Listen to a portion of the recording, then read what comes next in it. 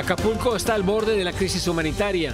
La devastación del huracán Otis genera desesperación en los residentes que no encuentran comida ni agua potable. La poca que hay se pierde a falta de electricidad. Un legislador saca la cara por la comunidad latina en el estado de Texas. Se calienta el debate en el Congreso estatal por las propuestas antimigrantes que muy pronto podrían convertirse en ley. Iniciamos la serie contra la gran mentira. ¿Cuáles son los mitos que rodean el fenómeno de la inmigración? ¿Y cuál es el propósito de la narrativa antimigrante que tanto daña a nuestras comunidades? Un migrante hondureño se enfrenta cara a cara con la travesía más peligrosa de su vida para pisar suelo estadounidense. La desesperación lo llevó a tomar la decisión de enfrentarse a la furia del río Bravo. El gobierno israelí rechaza el cese al fuego e inicia la segunda fase en su guerra contra el grupo terrorista Hamás. Los ataques a la franja de Gaza se han intensificado en las últimas horas por tierra y por aire. Y Guatemala se declara en alerta máxima por la formación de la tormenta Pilar en el Pacífico. Decenas de comunidades en el país ya se preparan para sentir sus efectos. Así iniciamos cierre de edición. Muy buenas noches, bienvenidos a Cierre de Edición. Les informa José Armando Ronstadt. Comenzamos con el drama que viven los afectados por el huracán Otis en Acapulco, México, ante la escasez de recursos, la poca comida disponible. Se malogra por falta de electricidad. Víctor Blázquez se encuentra en la zona devastada y nos tiene el siguiente reportaje. El ocaso llegó al puerto de Acapulco. Ahora un olor fétido se respira en el ambiente. La comida se echa a perder en la calle entre montones de basura, a una temperatura de 87 grados Fahrenheit. Huele a podrido, hay mucho polvo, va a haber mucha enfermedad ahorita y no va a haber quien nos ayude con medicinas. Para poder sobrevivir, las autoridades entregaron unas 6,000 despensas. Sin embargo, para una población calculada en más de 1 millón, la mayoría sigue sin comer. Nada, no me ha tocado nada, ni una despensa, ni agua, ni nada. La señora Sofía salió a vender dulce típico frito para conseguir algo de dinero. No hemos recibido nada de ayuda, así que por eso salimos a vender, porque tenemos que buscarle, pues. Tengo 4 hijos, quieren comer.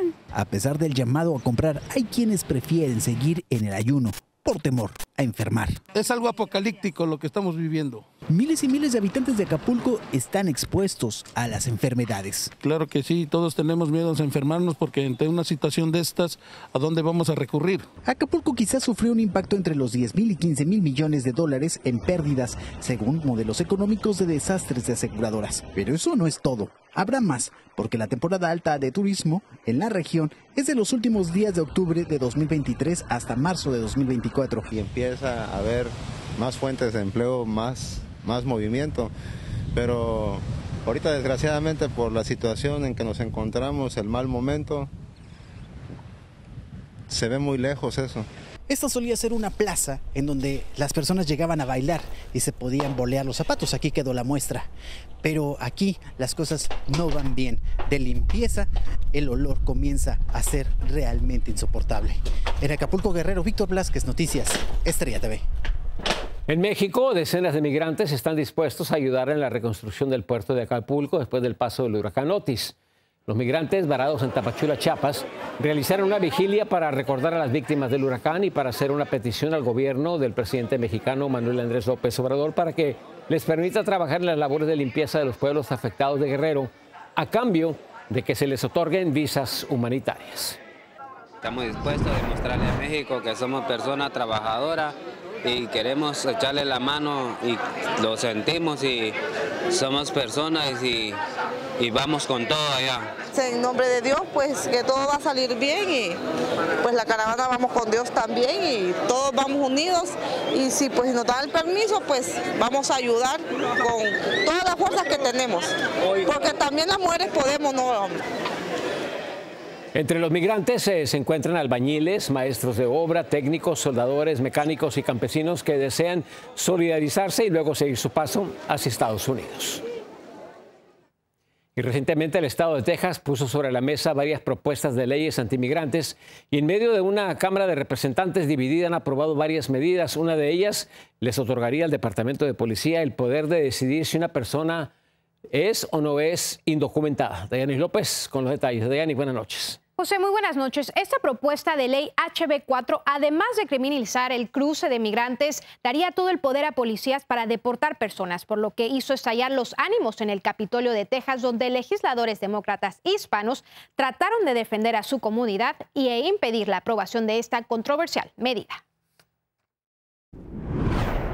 And y'all don't understand that. Y'all don't live in our skin. Con esas palabras, lleno de impotencia, pero decidido a usar su voz hispana, el representante estatal demócrata Armando Whalley criticó al republicano Cody Harris por presentar una moción que interrumpió el debate que tenían Whalley y otros representantes sobre la medida HB4, proyecto de ley que daría a la policía tejana el poder de arrestar a inmigrantes y deportar a indocumentados hacia México. In the cutoff debate, when all of our members are trying to have a debate, a civil debate. Nobody's gotten crazy. We're just trying to have a debate. Let the chips fall where they may. We know where the bill's going. Los representantes demócratas de la Cámara Baja en Texas no contaban con los votos suficientes para evitar que se aprobara la medida antimigrante. Aún así, Whalley y otros colegas buscaban expresar su postura contra esta propuesta que impactaría la vida diaria de casi 2 millones de indocumentados junto con familias de estatus migratorio mixto que viven en ese estado fronterizo. La cobardía de los republicanos de hacer leyes que no van a solucionar ningún problema, sino que vienen a seguir aumentando los ataques y la discriminación hacia nuestra comunidad. El video, tomado y publicado en la red social X por la representante Ana María Ramos, que llamó cobardes a los republicanos, muestra la división y tensión que también enfrentan congresos estatales por el tema migratorio. Había visto división política, pero no había visto tanto cinismo y mentira que la gente está haciendo, y ahora ya descaradamente atacando directamente a una comunidad vulnerable que está contribuyendo a este país. Adicionalmente, legisladores de Texas aprobaron el proyecto de ley 6, que asignaría 1.5 mil millones de dólares en fondos para construir más muros a lo largo de la frontera, así como el proyecto de ley 4 del Senado, que dará una sentencia mínima de 10 años de cárcel por tráfico de inmigrantes. En los últimos años, la legislatura tejana ha estado controlada por republicanos, quienes una y otra vez buscan aprobar leyes en contra de la comunidad inmigrante y a la vez asignar miles de millones de dólares hacia la seguridad fronteriza.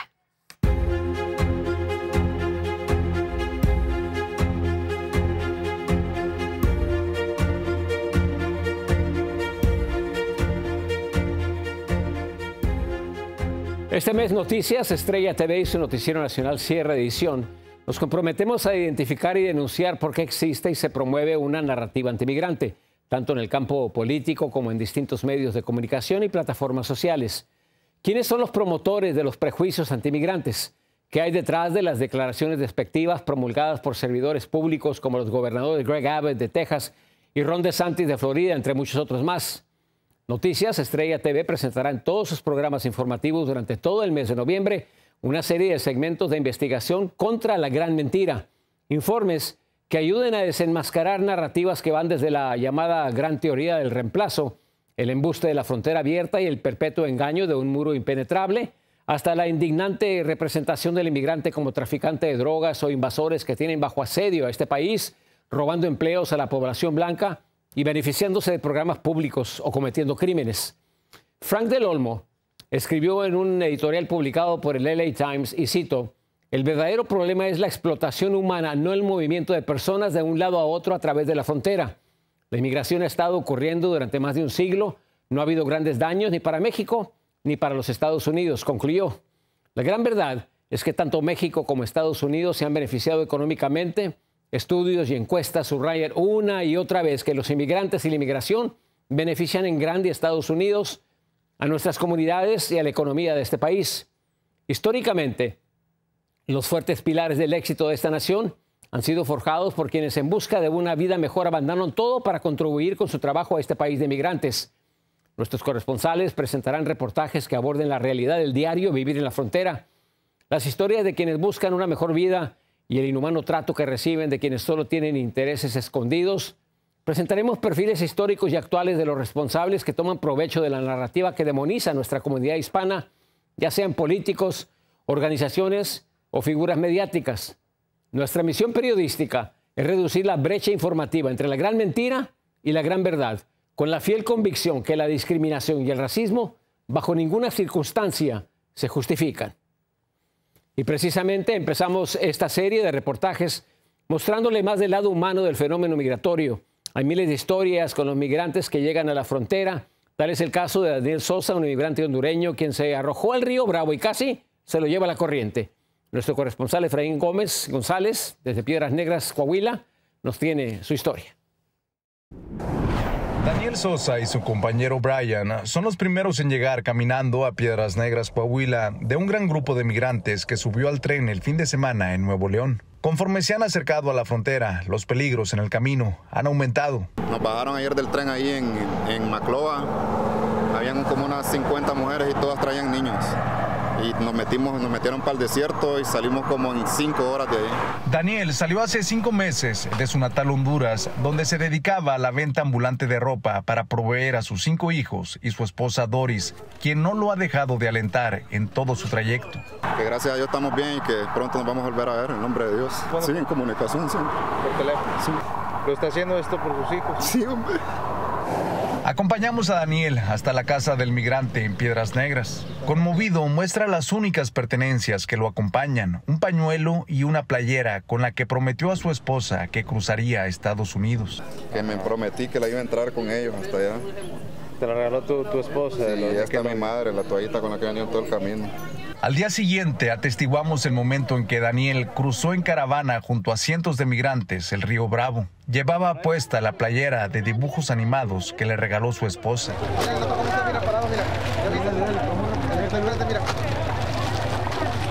Son dramáticos minutos en que Daniel es arrastrado por la corriente nadando sin descanso hasta alcanzar suelo de Eagle Pass, Texas.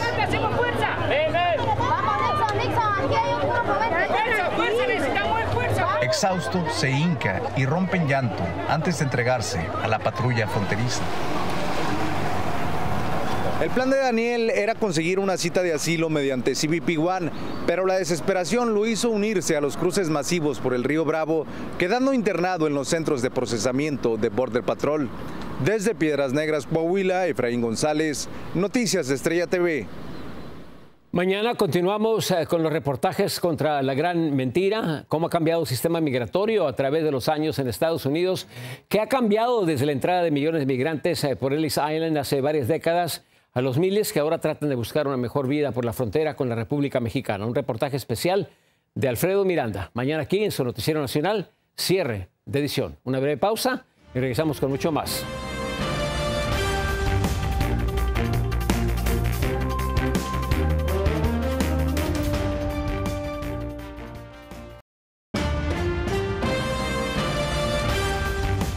Israel amplió su ofensiva sobre la Franja de Gaza tras el pronunciamiento del primer ministro Benjamín Netanyahu de no aceptar el alto al fuego. Desde Washington, DC, Alfredo Miranda con los detalles. El primer ministro israelí dejó en claro que hará caso omiso a los llamados de la comunidad internacional para un cese al fuego. Citando a la Biblia, dijo que es tiempo de guerra y que los llamados a la tregua serían llamados a que Israel se rinda al terrorismo. Así como Estados Unidos no habría aceptado un cese al fuego después del bombardeo a Pearl Harbor o los ataques terroristas del 9/11, Israel no está de acuerdo con el cese de hostilidades con Hamas después de los horribles ataques del 7 de octubre. Después del anuncio de la segunda fase de la estrategia israelí, su vocería militar dijo haber matado a docenas de miembros de Hamas durante la noche en el norte de Gaza. Según el Ministerio de Salud gazatí, el número de muertos desde que comenzara el conflicto sobrepasa los 8.000. Naciones Unidas dice que el 70% son mujeres y niños.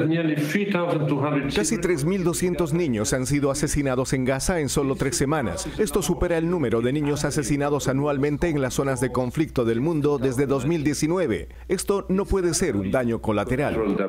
La ONU también advirtió que el sistema de ayuda humanitaria está destinado a fracasar, en tanto que la población está irrumpiendo en los almacenes para llevarse lo esencial para la sobrevivencia. Gaza. No se dejaron esperar las críticas contra Netanyahu, que en repetidas ocasiones invocara a la Biblia y a Dios después del anuncio de la expansión de operaciones militares. Dios derrote a los enemigos que se levanten contra Israel y que traiga salvación y victoria a nuestras tropas. Juntos lucharemos, juntos venceremos. Están utilizando la Biblia para cometer actos de terror, para cometer crímenes de guerra, al mismo tiempo que está acusando a Hamas y el yihad de hacer lo mismo. De momento, nada indica que disminuirán las hostilidades. Al contrario, todo parece apuntar a que la situación tienda a agravarse. Desde Washington, Alfredo Miranda, Noticias Estrella TV. El presidente Joe Biden ha firmado una orden ejecutiva para impulsar la inteligencia artificial y volverla más segura. Esta incluye requisitos de información para las empresas que desarrollan dicha tecnología, exigiendo la comunicación de datos clave al gobierno federal, como las medidas de ciberseguridad para prevenir potenciales amenazas cibernéticas. Después de la pausa, regresamos con más información a cierre de edición. Guatemala se encuentra en alerta por la formación de la tormenta tropical Pilar que avanza en el Pacífico. Y productores de la flor del cempasúchil se preparan para recibir el tradicional Día de Muertos.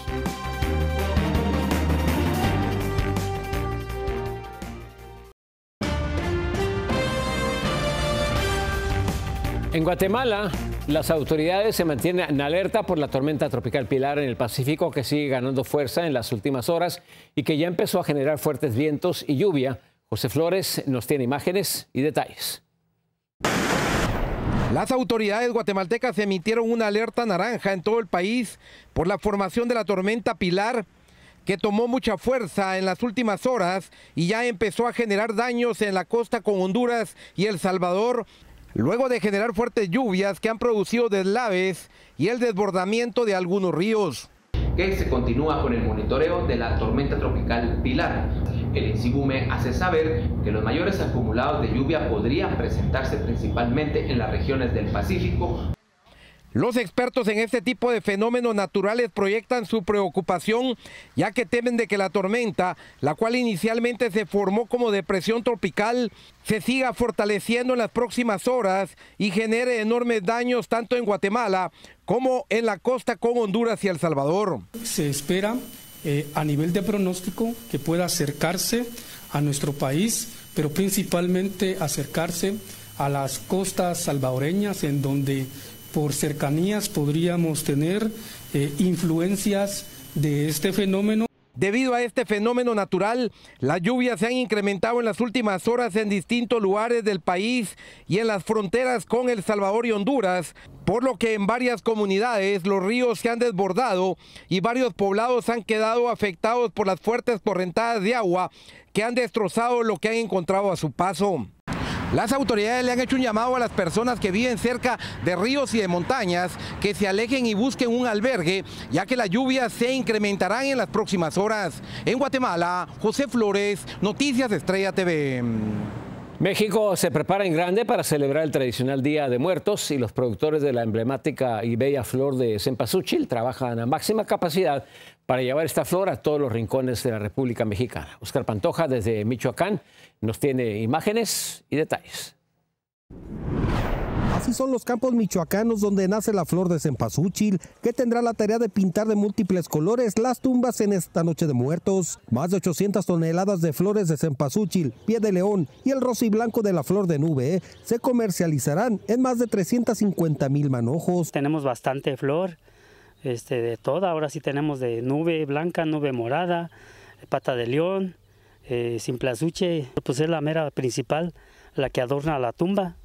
Yo creo que si no existiera esa flor, pues las tumbas estarían solas. Marisol y Carla viven en Zacatecas. Vinieron a Tarímbaro exclusivamente a los campos de flores para abundar en las raíces de esta tradición milenaria que surgió en la época prehispánica, donde los pétalos guían a los muertos durante su visita al mundo de los vivos, con color y aroma a fuego de sol. Y la verdad es que es muy impresionante ver todos los campos llenos de cempasúchil, porque pues yo nunca había visto algo así. Se den la oportunidad de darse una vuelta para acá, para Michoacán, y conocer la tradición que es del Día de Muertos, tanto tanto como en el Panteón, donde se ve pues todas las tumbas coloridas. Tarímbaro, Copándaro y Cuitzeo son los municipios con mayor producción en Michoacán. La flor se comercializa en la zona lacustre, en la ribera del lago de Pátzcuaro. Los invitamos a que vengan a ver estos campos maravillosos, esperar lo del día significativo de los muertos. En 900,000 hectáreas se cultivan más de 15,000 toneladas de estas flores, que al final son distribuidas en todo México. En comparación del año pasado aumentó, yo creo que en un 40% la producción de flor. La flor de cempasúchil adornará miles de altares michoacanos en este 1 y 2 de noviembre. Desde Michoacán, México, Oscar Pantoja, segundo. Noticias, Estrella TV. Una muy pequeña pausa, regresamos con más a su noticiero nacional, cierre de edición. Lionel Messi hace historia y se convierte en el jugador más laureado en la historia del fútbol mundial. Tenemos las imágenes y los detalles.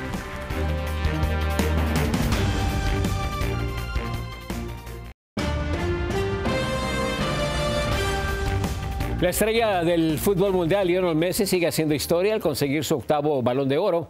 Este lunes en Francia, el argentino se alzó con el prestigioso reconocimiento que destaca a los mejores futbolistas del año tras conquistar la Copa del Mundo de Qatar 2022 con su selección argentina. Messi, a sus 36 años, se convirtió en una leyenda viva del balompié mundial al vencer a Erling Haaland y a Kylian Mbappé. Muy buenas noches, gracias por acompañarnos. Yo soy José Armando Ronstadt, los espero mañana. A continuación viene Juan Santos con En Vivo.